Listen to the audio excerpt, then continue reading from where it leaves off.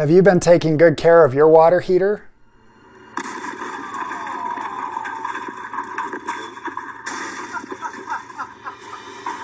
Now, an exploding water heater is highly unlikely, but there is something you should do to your water heater every year to keep it working efficiently and to increase its lifespan.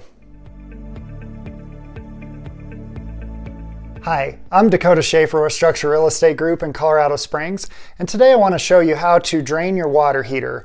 And the reason you want to do this is because over time, your water heater builds up a sediment layer in the bottom, and you need to flush that out about once a year to increase the water heater's life and keep it working efficiently. So the first step in this process is identifying the cold water line going into the top of the water heater and shutting it off. And you can do that just by touch. This one will be cool and this one's hot.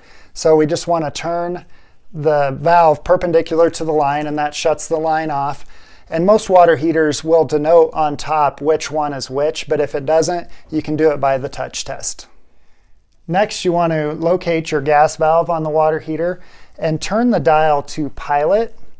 And the reason we do that is it keeps the pilot light lit, but it doesn't heat the tank up. And heating the tank up when it's empty can cause damage, so just turn that to pilot.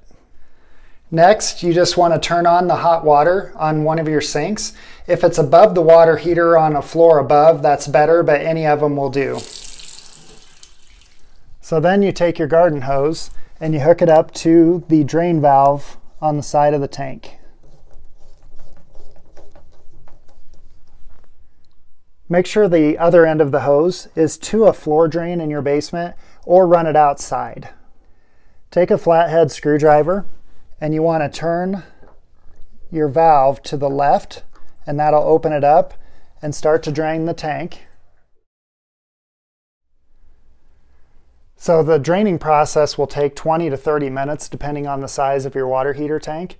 Once that's done and all the sediment's out, just work the process backwards. Take your screwdriver, tighten the drain down to the right, and then unhook your hose.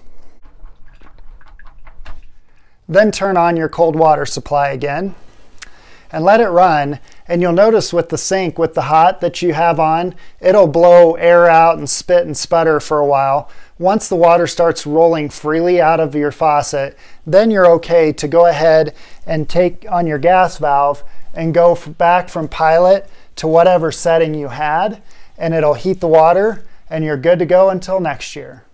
Thanks for watching our video. If you have any questions at all, feel free to hit the contact button on our page or call the number on the screen. And we'd love to have you subscribe to our channel for more homeowner maintenance tips.